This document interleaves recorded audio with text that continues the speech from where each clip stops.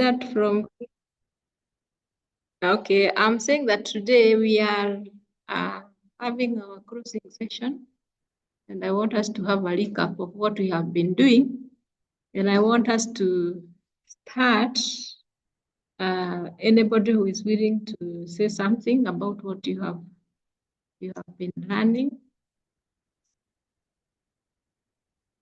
Any volunteer? If you don't, I will volunteer you.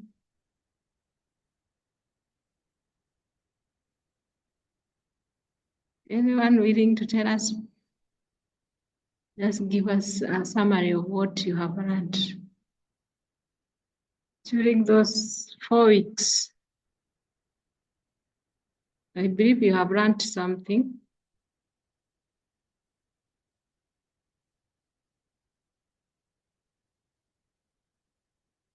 Who will start us off? Eunice Jerry.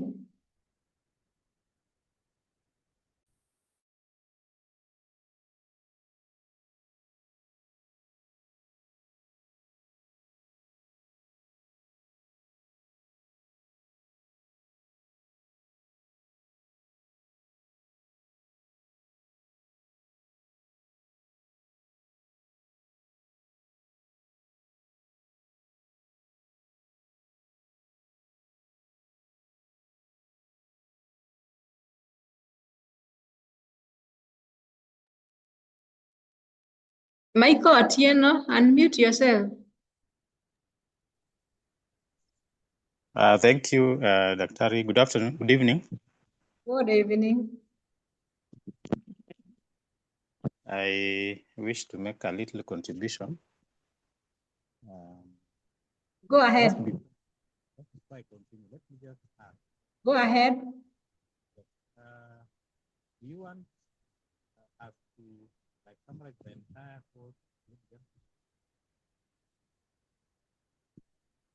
We can't hear you, Mike. Michael. I am saying. Yes. I'm asking. So in your question, do you want ask the participants to summarize or say something about? I don't know whether it is me who has a problem. Aquila? Michael, you can't hear you. I think you have an issue with the mic. I have unmuted. Yes, Hello. but We can hear you, but a bit breaking. Oh. Yeah. Maybe I can. Let me come back later.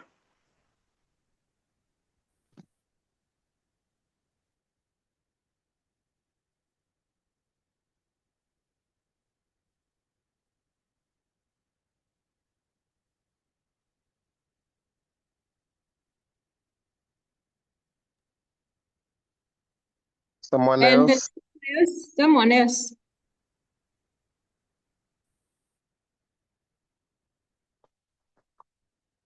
Madam Esther Joroge.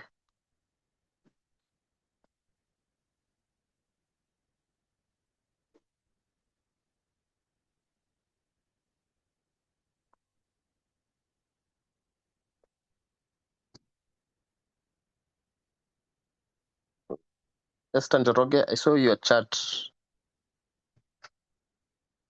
so I'm sure you are around.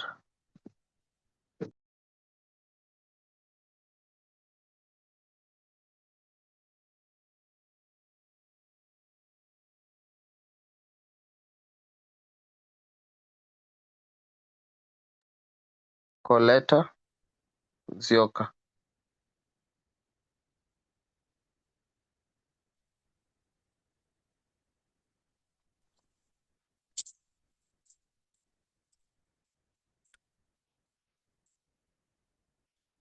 Hello. Yes, Coletta.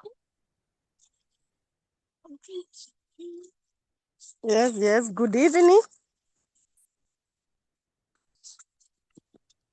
Good evening. Yeah. For those 4 weeks, we have learned about there is this topic of TNA.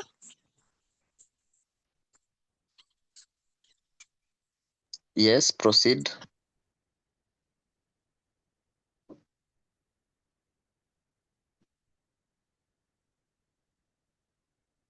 Esther, unmute.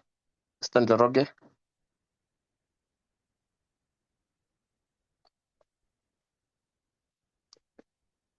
There's a prompt that is coming on your screen, so you can click it.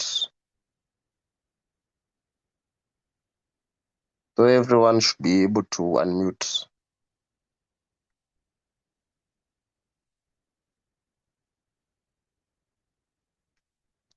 As Esther unmutes, we can go to Daniel Kisuna.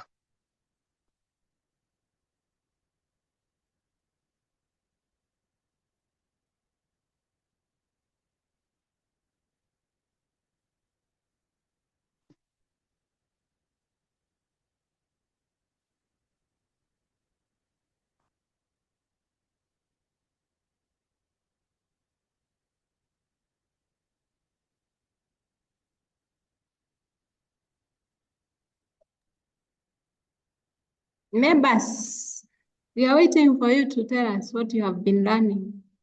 It's part of the assessment. Today, it's our last session. It is important that we get to know what you have learned during those 4 weeks.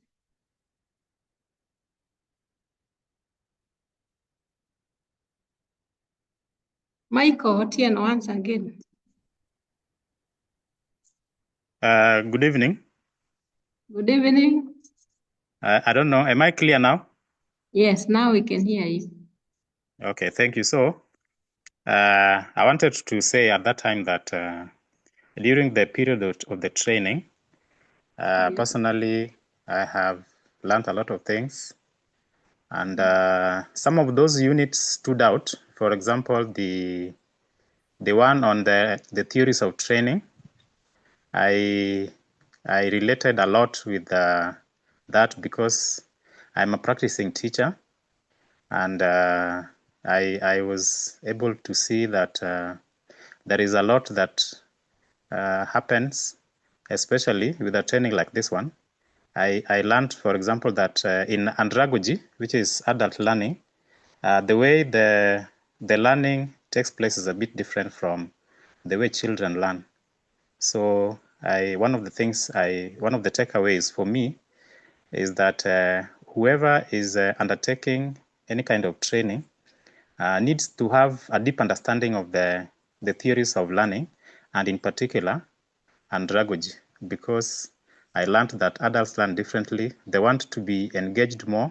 They want to see, to be made to understand the reason for the training. Why is this important for them? And also the fact that they learn better when there is maybe more collaboration, hands-on activities, and so on. And then for each of those units, I was also impressed with the fact that there was always some reflection. I think that's a wonderful thing that is in this course, in this training, because every time you are doing a unit, you always have a chance to do a reflection. And through those reflections, I realized that I was able to think deeply about the content. And I think overall, the course has had a very big impact on me. And moving forward, I think I'm now ready for the assignment ahead. And then lastly, also, I also want to say that I enjoyed the area on training needs assessment. I realized that maybe sometimes some of the training that we attend or that organizations undertake are usually not successful. They fail to achieve the intended objective because not all organizations actually invest in training needs assessment. So I think this course has exposed us to the importance of conducting a training needs assessment, so that the company or the organization is able to get value for money, and also to be sure that the training they are conducting is one that is going to benefit both the trainees and the organization. Thank you very much.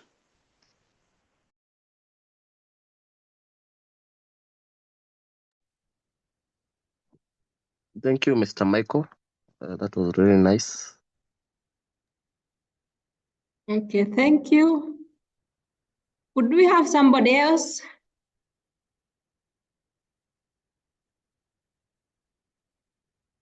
That was good, Michael. I also believe others have been in class and they have learned. Let's hear from somebody else.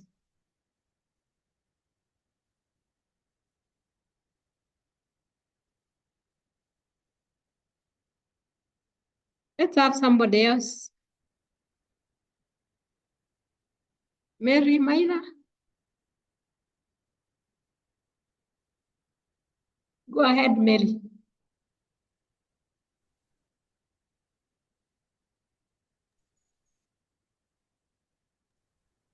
Okay, thank you. Sorry, I'm on the road, so I might not manage to speak much, but I think as a manager, I'm appreciating two areas that we've learned. That is training needs and training evaluation, because I think that is an area that most trainers, especially managers, struggle with, being able to identify the need, able to give the right training. So through evaluation, you're able to tell if the training was impactful. Thank you. Thank you, Mary, for that report. Let's hear from somebody else. I want volunteers. Hello.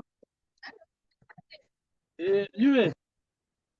Ibalwe manikie na koni sekarang no copy wa excellent ye kana we copy wa chao. No mane kwa copy we copy wa.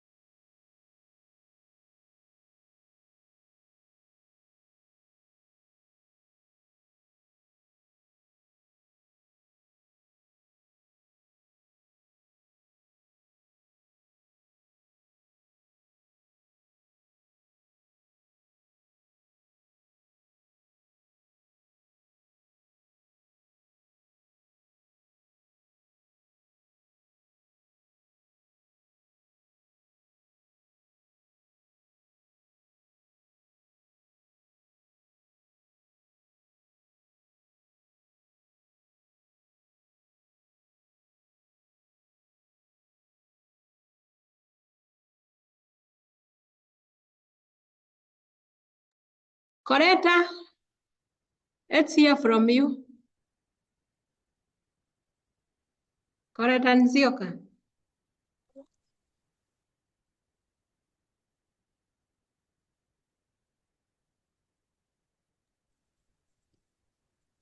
Yeah, hello. Hello.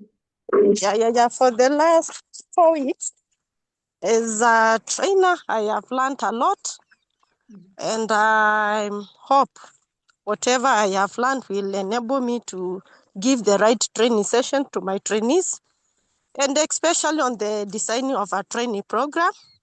It has really helped a lot of us because we have been attending trainings, and you find that even the trainings does not improve anything in our training sessions because maybe the training lacks some of the essentials. And even we have also learned about the training program design, how we are supposed to design it, how we are supposed to set the objectives and make sure we give the right content to the trainees. And also after we deliver the training, we have also learned how to evaluate and confirm whatever we have given out, whether it will be needful to our trainers. Thank you. Thank you. Thank you, Coretta. That is very good. Tells that you run.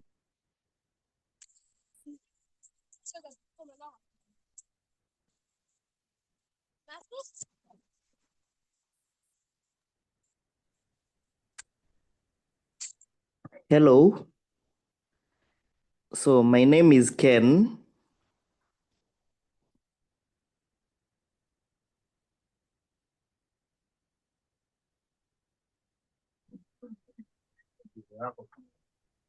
Ndio maana wewe.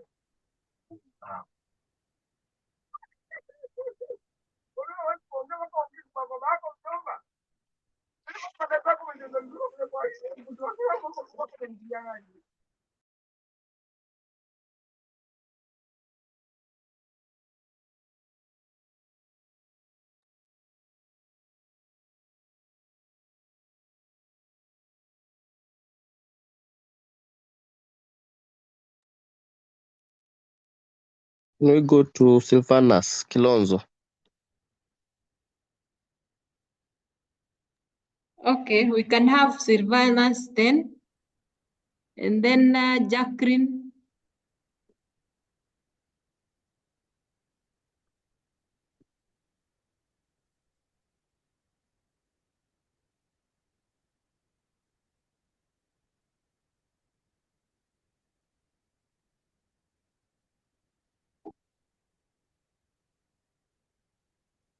Have we been tackling the assignments really? Because this is part of the reflection.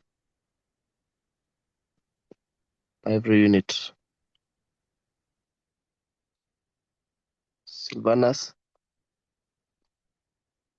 Yes, Daniel.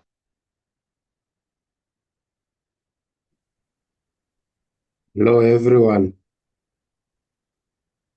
Hello. Throughout the session, we have learned several things, and I personally, starting all the way from theories of learning, and most of the steps followed when designing a training program. There is also this other interesting part for objectives of training and qualities of a sound training program, whereby if you follow such, you will deliver well, especially for us instructors. Then we had another part whereby we are talking of the training objectives. When I'm coming up with any of my objectives in the learning, I should ensure the objectives are SMART. And over that SMART, I came to realize that it means they must be specific, the objectives, measurable, achievable, relevant, and time bound. By so doing, I think it has helped in enabling us to train in a better way. Thank you. Thank you. That was good. So, having listened to what you have reported, it shows that all the sessions that we had planned were covered. And I believe now the objectives or the learning outcomes that we had were also attained. Most of you now understand the fundamentals of training, the fundamentals of facilitation. And again, I believe you were able to develop skills in carrying out a training needs analysis. I believe you were taken through setting learning objectives and also evaluating training outcomes. And one of you have talked about being able to design an effective training programs. And moving forward, I believe the training programs that you will be designing, they will be effective. Published. Obogo, Dennis, you want to say something?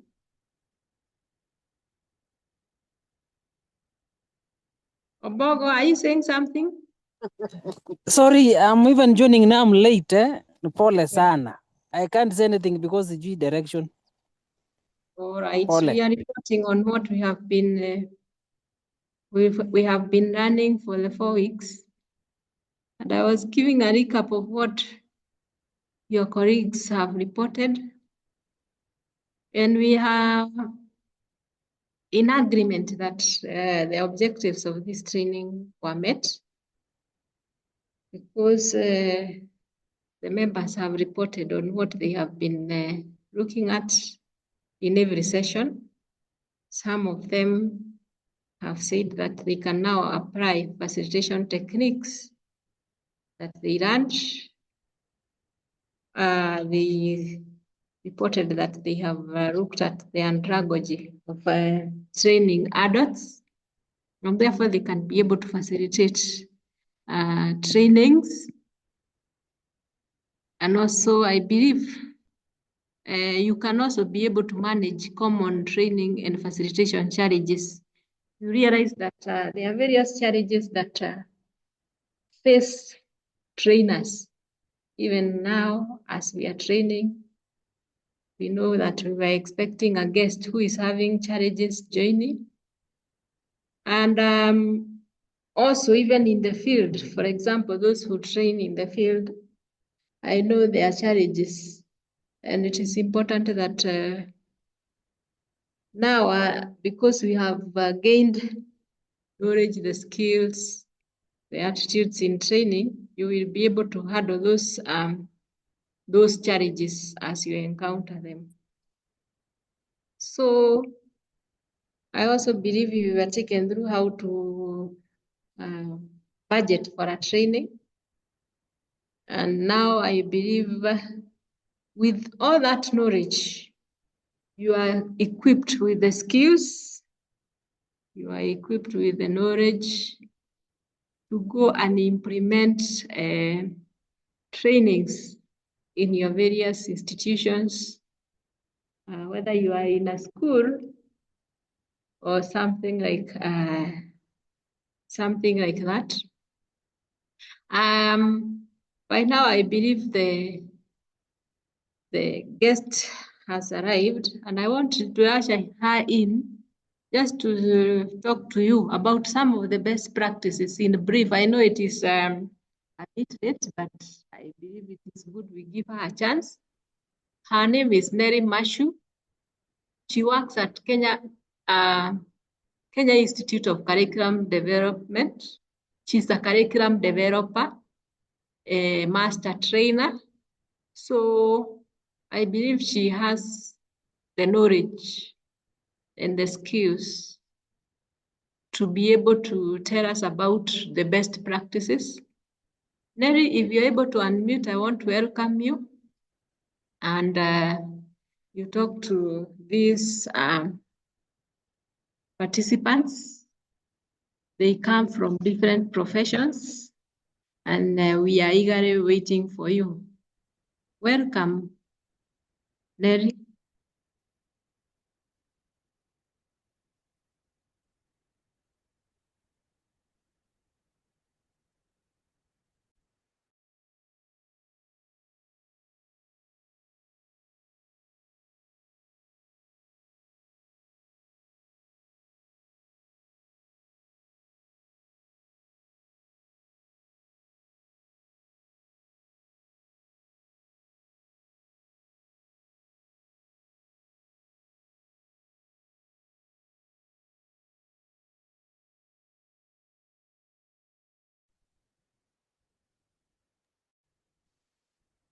You can allow her to unmute.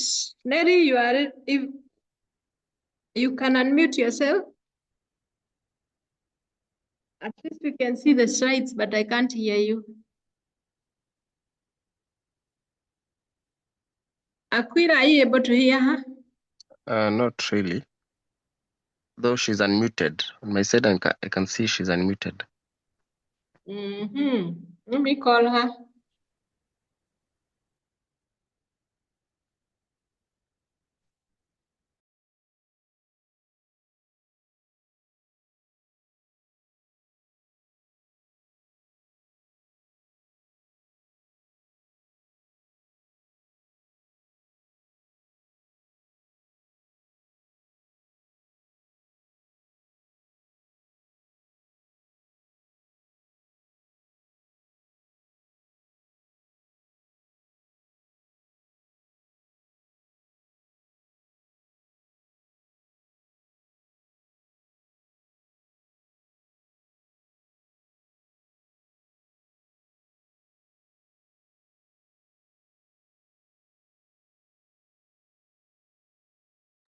Okay, she's trying to rejoin using our audio so that we can be able to hear her.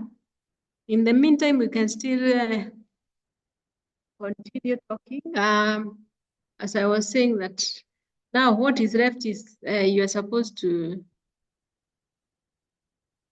write the final synthesis. I hope some of you have done it. So ensure that you write the final synthesis and submit. And we said that in the final synthesis, you will be required to synthesize or to consolidate all the sessions that you have looked at. It's kind of you report what you have been doing because it is a synthesis. You write, like, for example, a summary of what you have covered all through in the various sessions. You ensure that you carry out some more research about the various areas that you have been taken through, and then you consolidate that into a paper. And that paper should not be too long. It should be at least 3 pages. The other way in which you can tackle that final synthesis, you remember earlier I had talked about you selecting one of the areas the area that you felt that it was helpful to you. You carry out a research on it, further research, and then you write a final synthesis on it. So there are 2 ways in which you can handle this final synthesis. You can synthesize all the areas that you have looked at. You ensure that you carry out more research about whatever sessions that you were able to cover. I could hear some of you talk about TNA, others talked about the techniques. I know you are taken through budgeting and costing and theories. You can combine them and do a write-up. You ensure that you synthesize all the areas. And then not only a summary, but ensure that you carry out research and come up with your own ideas from whatever was taught and whatever you will read. And then you ensure that you upload for marking. So I don't know whether the facilitator will be able to join. Aquila. I'm following up with that. Mm-hmm. Yeah, let me check. I think it's a gadget issue.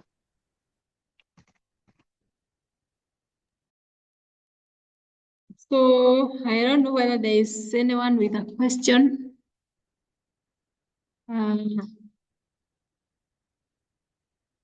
About the final synthesis.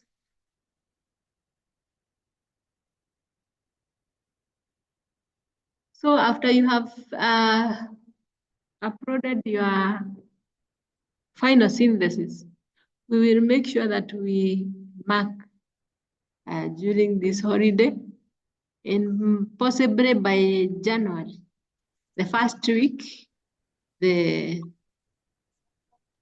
marking will be ready, and we will be able to give you the certificates.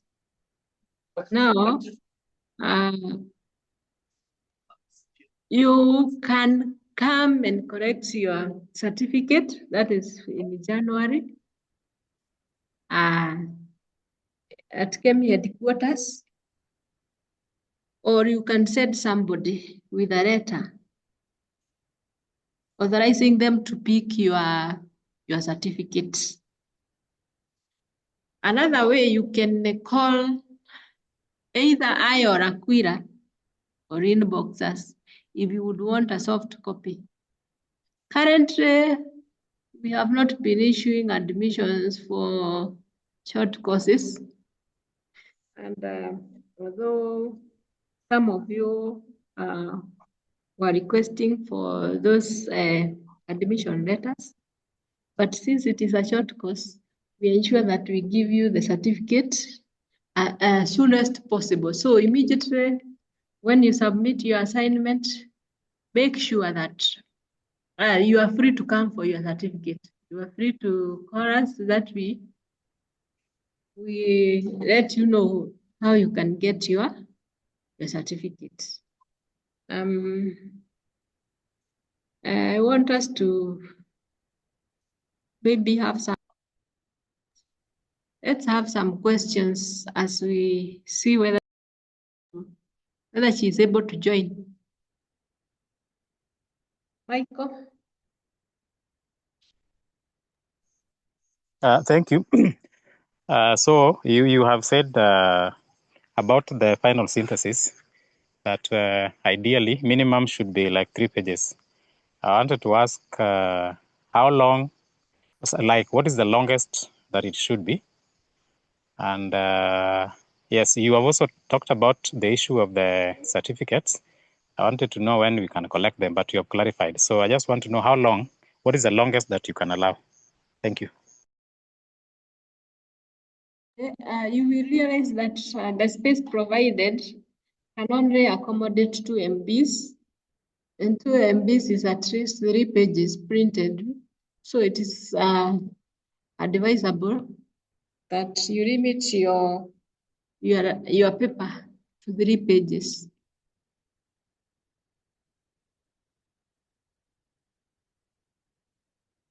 Recording in progress. Okay. Nelly, we can hear you now. Let's hear from Neri. Let's give her a chance. Welcome, Neri. Thank you, Dr. All of you for just being there and being patient. It has been quite a challenge, but I've managed to be here. So allow me to take you through best practices as a trainer of trainers.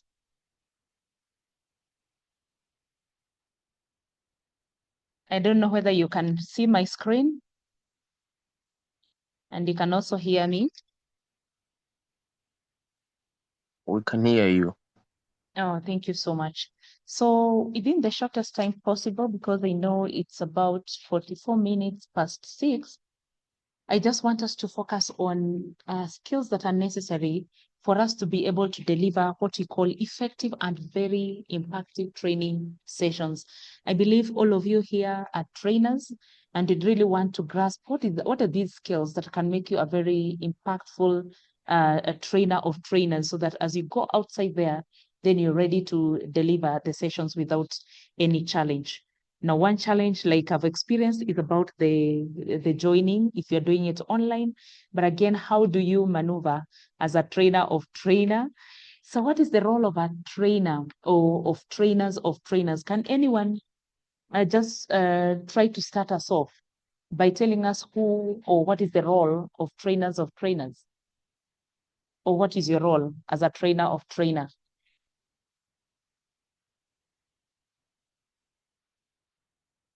Just unmute and talk to us and share.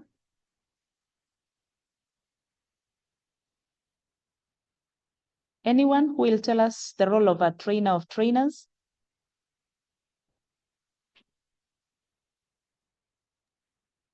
Hello. Good evening. Good evening to you, Victor. Please go on. Okay. The role of trainers of trainers is to conduct training activity. Yes. And also to ensure the objectives for the training that is being conducted are well understood and well communicated to those who are involved. Those are now the trainees. Yes. Thank you. Great. Thank you so much, Victor. That is, he has explained to us who a trainer is, a trainer of trainer is, and being able to train and to deliver your sessions effectively so that those that you're training can be able to get what is this that you're trying to train them, the skills, the attitudes, the knowledge, and so forth, whether you are able to deliver. Let's see what we have. Equipping individuals with the knowledge and skills they need to excel in their respective fields. That is a role of a trainer, of trainers. Is a facilitator of learning. That is another role. The trainer of trainer is also a mentor and a guide on the journey to personal and professional growth. That is another one. And also the trainer of trainer has a duty, a role to create and delivering engaging and interactive training sessions so that as you go to train, you ensure that you are not the master of knowledge. When participants come, they are not blank slates. They also have some knowledge. They also have some experiences. And so give them an opportunity to participate, to be co-facilitators with you so that you're not the only one who is at the center stage. Make sure the participants are the center of your training or the center of your session.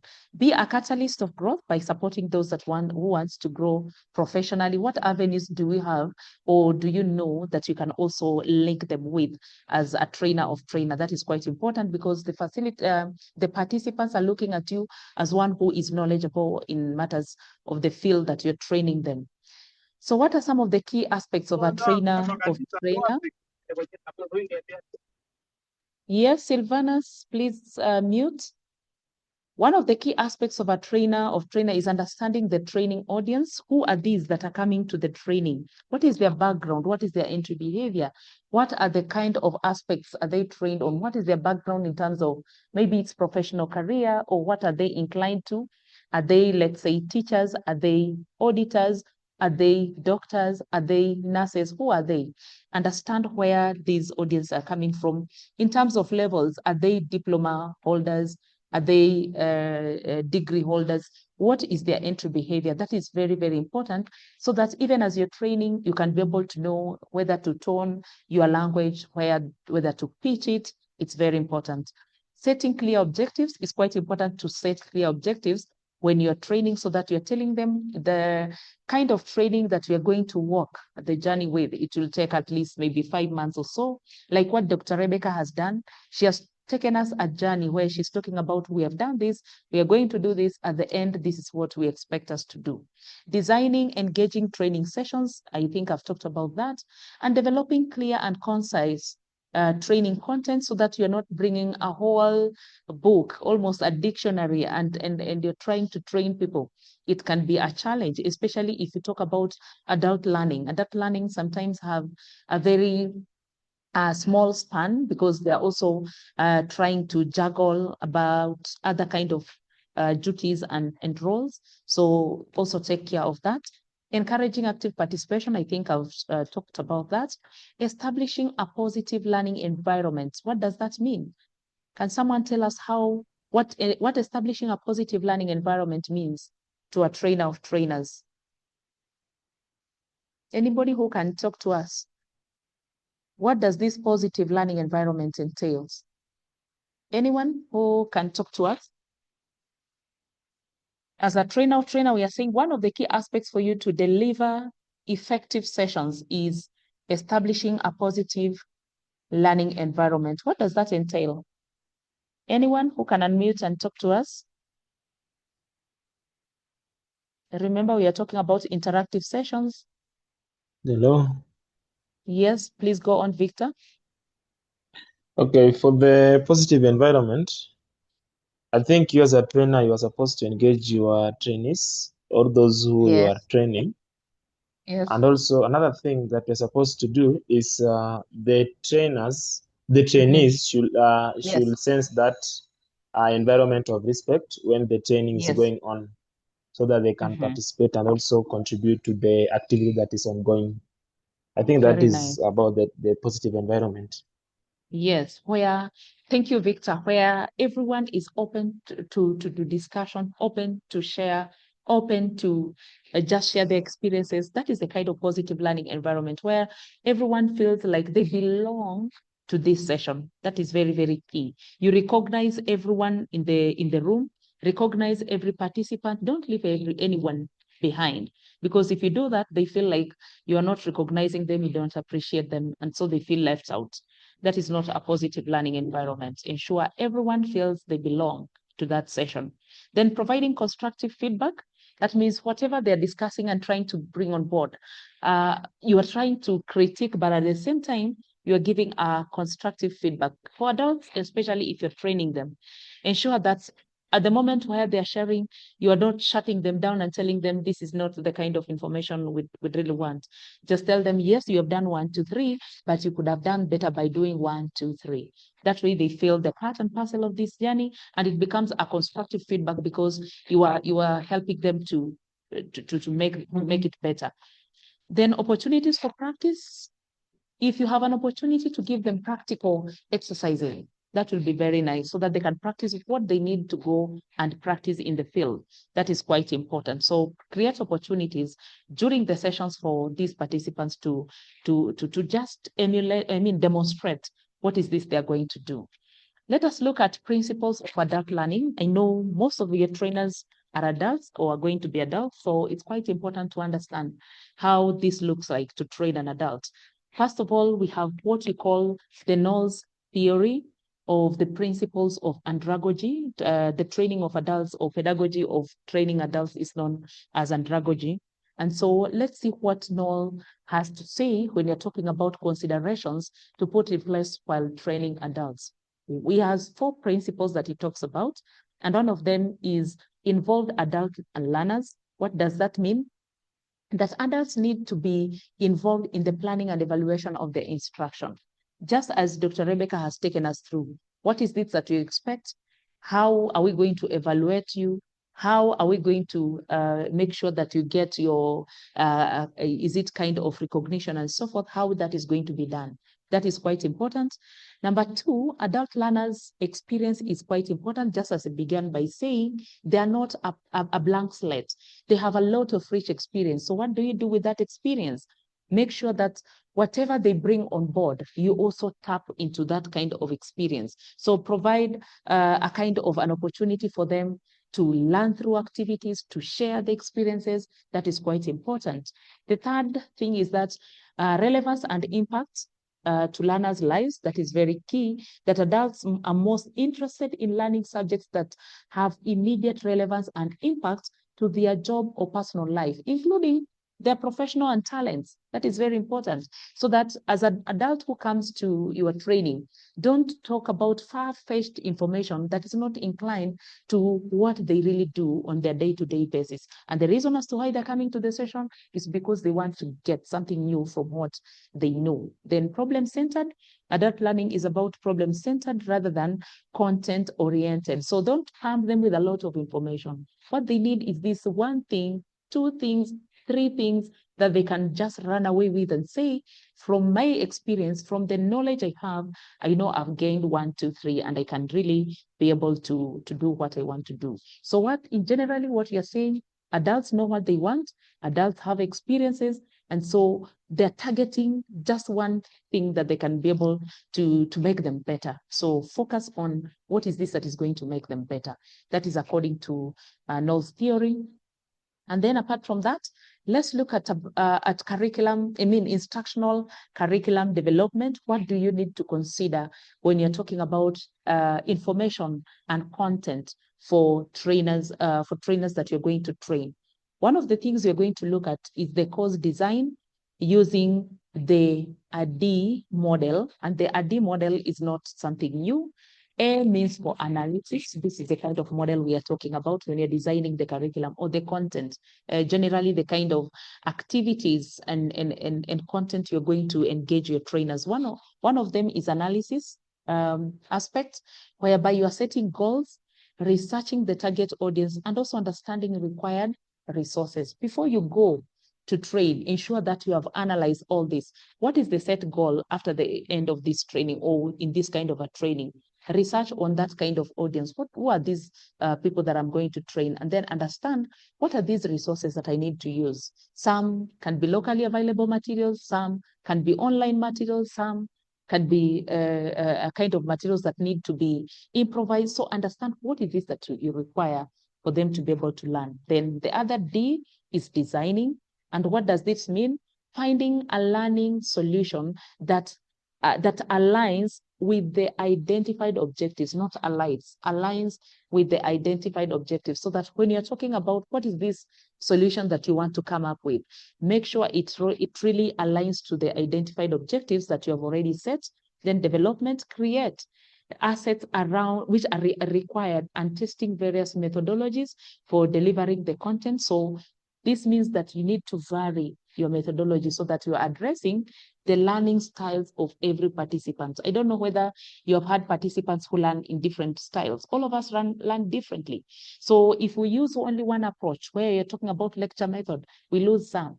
If we are using only videos and audios, we lose some. So there are those that are auditory learners, they're visual learners, they're kinesthetic learners who want to manipulate. So how do you vary that? Make sure that is considered as you plan for your training. Implementation bit, where now you're doing the actual delivery of the training. At this point, we are talking about how then do you make sure you're delivering your content by considering the aspects we talked about, that you're creating a safe and participatory kind of environment. You are including everyone. Everyone feels like they belong. Then at the end, you evaluate. So determining the performance of the training program and what could be improved. What are the gaps?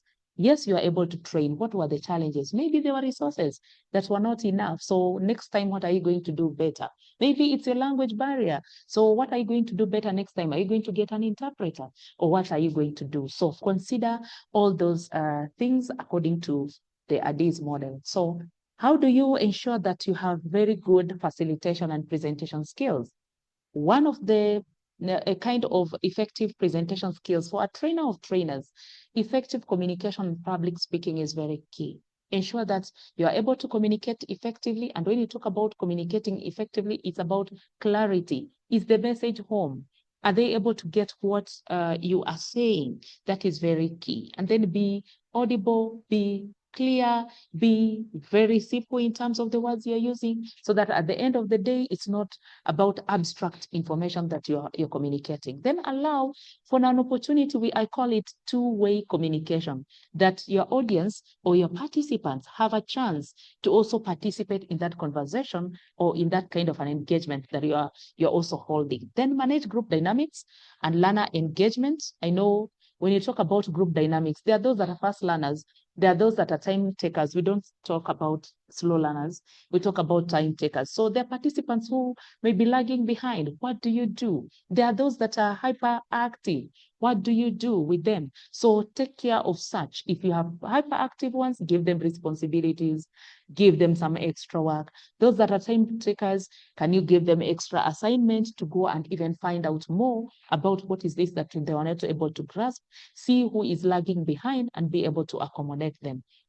Then use visual aids, storytelling, and simulations. This is about varying your kind of style of presenting so that you're not lecturing all through, or you are not storytelling all through, but you're varying. At one point, there are simulations. You can also have participants themselves being co-facilitators, and it becomes very, very interesting. Okay, let's see how then you can manage group dynamics. As you've mentioned, we are saying that we encourage divergent thinking in groups, so that we are not talking about people that would like to call straight jacket thinkers, so that they are not thinking out of the box. How do you encourage people that can bring some other kind of information that maybe you thought they could not bring it out, but you are encouraging creativity, innovation, and all that? Number one, foster an environment of psychological safety so that nobody feels like they're ashamed, they feel guilt, they feel embarrassed as they give the information. So make sure that you're at the point where you're beginning, you have set your rules clearly, that as we share these sessions, we want to be very open and nobody should be judged because of giving some kind of information and so forth. Number two, encourage brainstorming and idea generation so that at the end of the day, just pose some questions that can elicit some kind of discussion so that participants can discuss here and there. Then number three, assign a devil's advocate role. When you talk about a devil's advocate role, it's not about having devils in the room. It's about allowing an opportunity for those that critique and challenge what we are saying. You know, there are people that feel like every time they want to critique, they want to challenge. When you want to conclude, some come up with some suggestions that are really challenging. So let them be and assign that kind of a role. See whether what they are challenging is really quite a value adding to what you're doing, and see how then you can be able to support them to understand what is this that you're putting across. So don't shut them down and say, I think you don't belong to this class. I think you are not fit for this. Try to see what is this they're trying to challenge, try to correct them, ask others also to bring on board the ideas. And after that, they will feel, yes, we are challenging this, but I know this is the kind of information that we need. Then embrace diversity. I think we cannot overemphasize this. I've mentioned about the dynamics that we have. Then use visual aids and collaborative tools.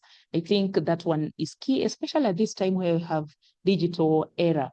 You can use some kind of online games, Kahoot, Mentimeter, and so forth. Maybe you have taught the first session. This is the second session. Instead of just using question and answers or recapping with maybe some kind of questions and answers or one person doing the recap, you can do a Kahoot, a game where they can just interact with the last day's session or the 2 weeks kind of session, and it becomes very interesting to them. Then other than that, you can also, before you do the training, carry out what we call the TNA, training needs assessment. First of all, when you talk about training needs assessment, what does that mean? Can somebody tell us what training needs assessment mean before I become the center of knowledge where we are saying that is not right for us as trainer of trainers? Who will talk to us? What is a training needs assessment and why is it important for a trainer of trainers? Can somebody talk to us? Unmute and talk to us, please.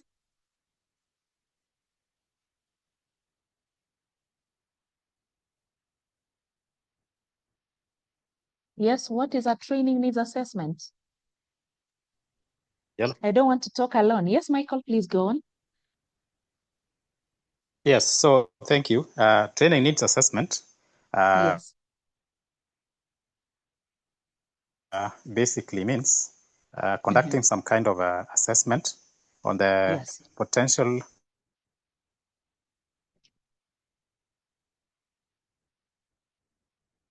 You're breaking, Michael. trainees and the organization need training. So then after that assessment, hello? Yes, Hello? I can hear you now.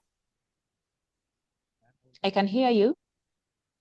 Yes, I was saying that training needs assessment Yes. is the process assessing or analyzing the potential trainees and the organization. You are fading away. Your voice is fading away. Yes, yes, we can hear you now. Hello, Michael. Hello, Michael. Hello? Yes. Yes, now we can hear you. Yes. Let me try this again. Yes, please. Am I clear? Yeah, we can hear you very clearly now. Yes, I'm saying that training needs assessment is the process of looking at the potential employees and the organization to identify gaps through training. Looking at the potential trainees and the organization to identify if there are gaps or some weaknesses that can be corrected through training. Yes. And then which is therefore used to design a training program. Thank you. Very, very nice. Well said, well put.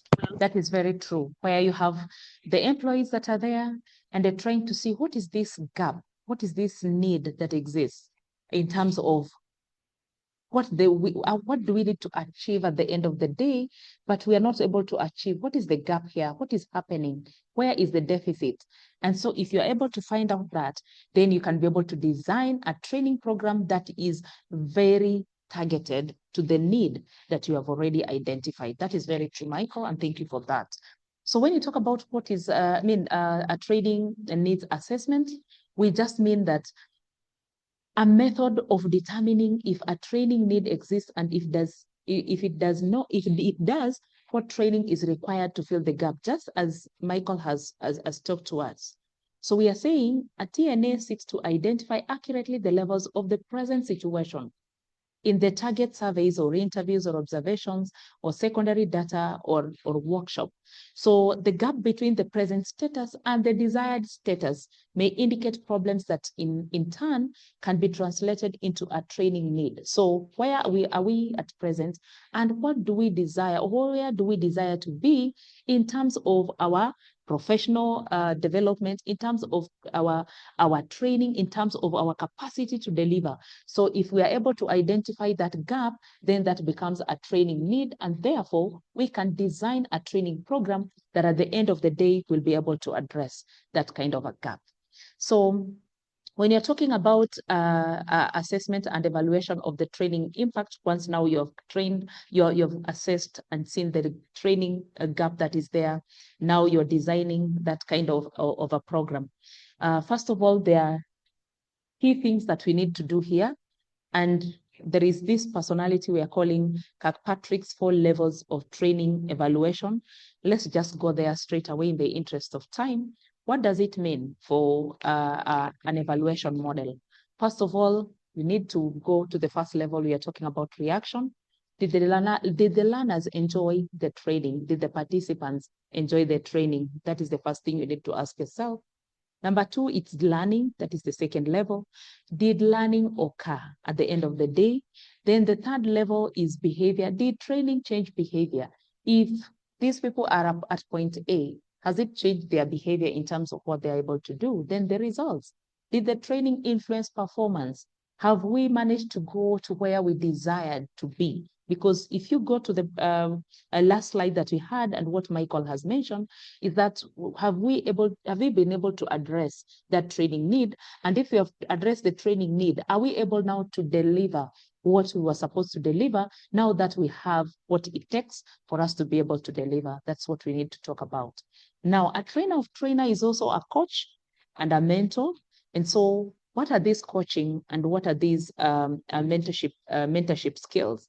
When you talk about mentorship, this is a long process that you need to walk the journey with a mentee or an individual that is less experienced. And then coaching is about one-on-one techniques where you're taking this person through a kind of a session, one-on-one, and so forth. But mentorship is a long journey that you're working with this person, experiencing what you are experiencing along the journey and so forth. So that is what brings the difference. And then training is also enhancing the knowledge and skills for a particular job, for a particular need. Like what we are doing right now is about training. Then let's look at monitoring of how training has been delivered. First of all, we have so many ways we can do monitoring of what we have done. We can use several tools. We can use checklists, observation tools. We can use other kind of standards and be able to measure what is this that we have been able to do and we have been able to achieve. So you can also design your own kind of tools to be able to measure the impact of the training, and that is very important. Let's look at leadership skills in terms of training. We are saying that leading, it's quite important to lead training departments strategically. It's quite important to change management and continuous improvement. Building and leading high-performing training teams is quite key. So what do we do when you're looking at high-performing teams? One of the things we look at is good communication, effective leadership if you're conducting training so that you are dividing your groups. You know the dynamics of your groups. If you have noisemakers or people that are hyperactive, how are you distributing them so that they don't make noise, they don't go astray in terms of the work they are doing? External support. What is this external support that you need within your organization, or if you have gone to train somewhere and you need someone to help you, who is this that you need to bring on board? Internal support among the participants. Some of them can take the role of a co-facilitator. Negotiating skills. How do you ensure that you are also discussing and negotiating with your team, with the trainees themselves? Then setting clear goals. I think this one I talked about. And then a unified commitment and also mutual trust. Yes, Moeni? Okay, thank you for muting. Then how do we use technology in training? As I mentioned, in this era of technology, it's quite important that we bring on board technology, like what we are doing right now. Already we are doing some kind of a training which is virtual, and that is quite important. You can do blended kind of training. You can do e-learning platforms and learning management systems where it can be very interactive. You are putting information on the dashboard. Others can be able to read your information. You can discuss what others have posted. Some can interact with your content and say, yes, this is what we can do, but you can think of something else, and you're adding value to everyone's discussion. Using data analytics for training, effectiveness, and so forth. There are several kinds of technology that we can use. In the interest of time, allow me not to dwell on that point. Then policy and compliance in training. Understanding legal and ethical issues in training is quite important so that it becomes a voluntarily kind of journey. And again, where you want to take photos and so forth, what is this that you need to do?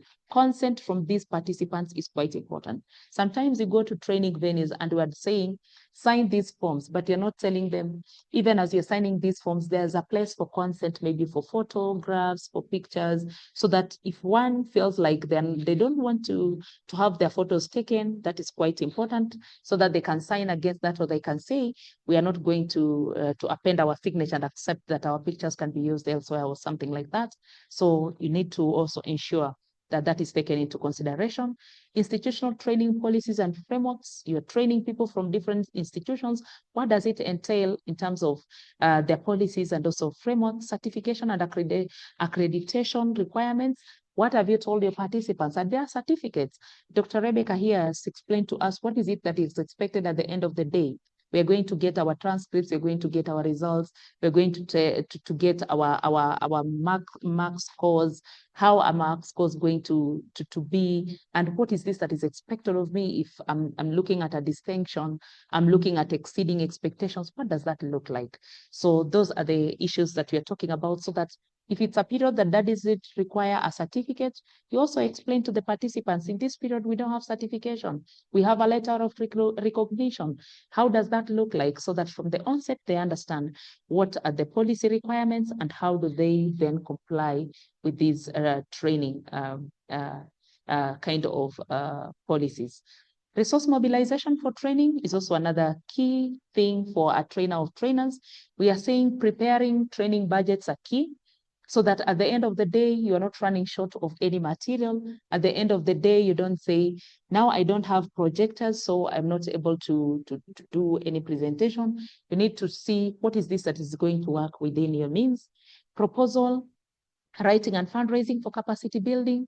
If you are able, then you can have proposal that you're writing to partners, to organizations, so that they can support you in this journey, because you need to move maybe from one place to another. You need transport, you need all that. So make sure you write proposals that are targeted so that you understand what is this that you need to do. Then cost benefit analysis of training programs.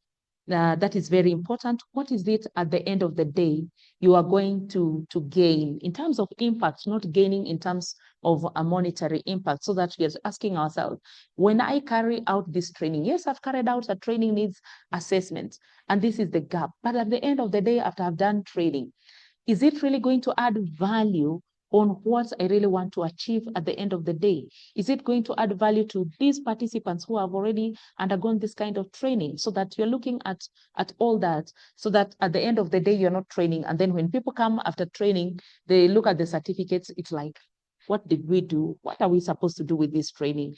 And it looks like there was no cost benefit analysis at the end of the day. So I've talked about that, so that you're saying the benefits of what we have undergone through the whole process is really feasible, is really accommodative, and you can see the impact of the training. That's quite important. Building inclusive environment.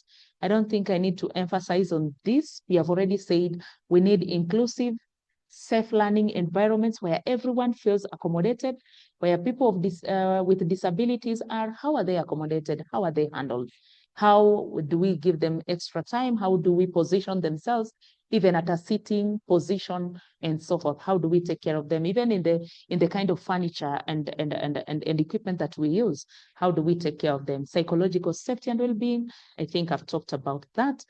And you can see this illustration is just emphasizing about fostering a safe and inclusive learning environment, embracing diversity, promoting inclusivity, providing support, cultivating respect and empathy, where we have divergent opinions, but how do we accommodate each other without shutting each other off and saying, I think your point is not valid, but saying, yes, I know you have mentioned about this, but I think we also have 1, 2, 3.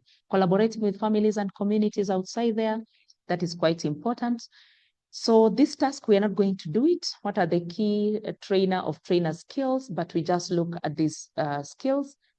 People skills, where you are able to socialize with people, ensure you are able to know people by their names, call people by their names. Communication skills, we have talked about presentation skills and effective communication. Presentation skills, we have talked about public speaking. Facilitation skills, we have talked about how to manage group dynamics, how to provide leadership and so forth.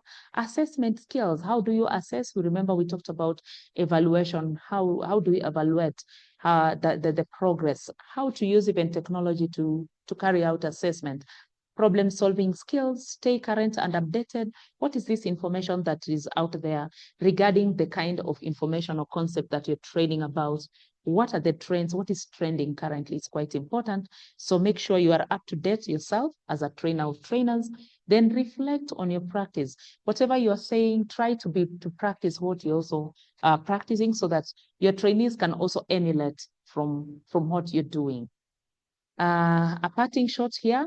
TOT requires passion, dedication, and a genuine commitment to empowering others to reach their full potential. So that is quite important, so that when you're training others, ensure that they're also getting what they really want to get. But again, be passionate about what you're doing, dedicate yourself to the time and to the work that you're supposed to do, and make sure that you're also empowering others genuinely to be able to realize their full potential, because when they are coming to you, they knew you are better placed in terms of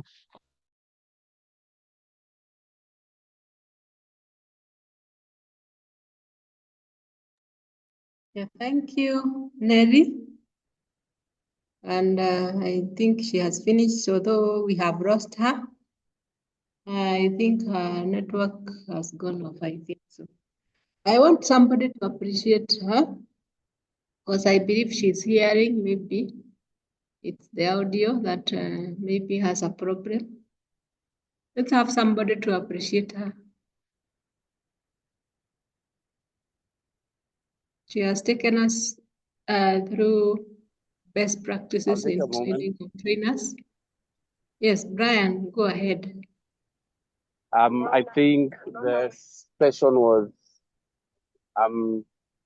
quite well delivered. I think the content was well prepared. Something that I do note, and thank you for what you've been able to present today. I do come out of this session very well educated, and I acknowledge everything that, we've gone through this session today. So I'm grateful, learned a lot, and definitely quite a number of items I'll be able to put in practice as I progress within my training career. Thank you. Okay, thank you, Brian. That is good. And I concur that that was a wonderful presentation. Although we had challenges in the beginning, but she was able to join, and she was able to carry on. So thank you very much, colleagues, for joining, even for registering for this TOT, and being able to follow up on all sessions, and also completing successfully. So what is now remaining is for you to finish the final synthesis and ensure that you submit. But again, also, as Aquila had alluded to, there are some assignments that needs to be completed. So when you get in the virtual campus. Ensure that you do the assignments, and because they are part of they will be part of the assessment, so that we can see you have been you have looked at each and every session. So I want to welcome anybody who could be having some comments before we close. And as we come to the end of this TOT cohort 4.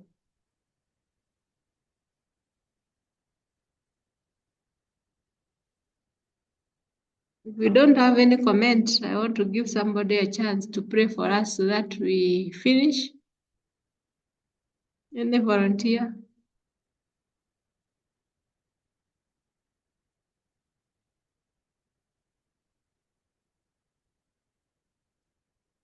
Christine Musau.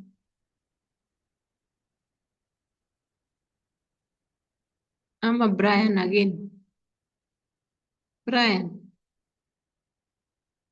will you say a prayer for us? Yeah, I can give a word of prayer. Dear and Heavenly Father, we thank you for the day we've had today. We thank you for the session we've had, all within the locations we're located. Thank you, Lord, for all the efforts that have been put in. Thank you all that have spent time to attend the same. And thank you all for the content that we have learned today.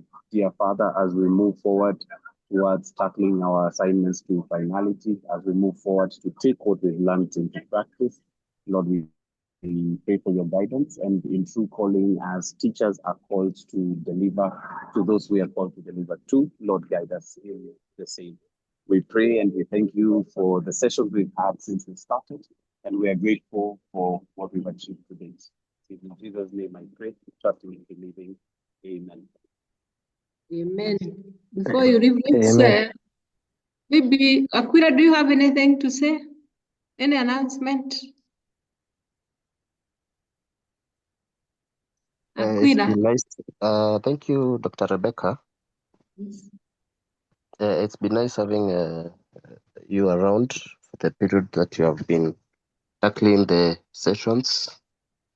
And I'm happy to see the zeal of learning from you people. Thank you very much. Over to you, Dr. Rebecca. Okay, thank you, Aquila. So in case you have any question that you would want to ask us, we will retain the WhatsApp wall. You can reach me, you can reach Aquila, and you will be assisted. Now it's completion of your final synthesis, you upload, and then you follow up on your certificates in January. So we wish you all well in your next engagement. We will also send a brochure on the other courses that Kemi is offering.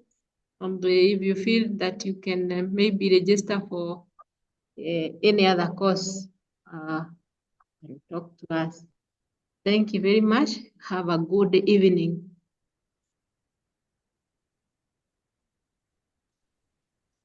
Good evening. Thank you so much.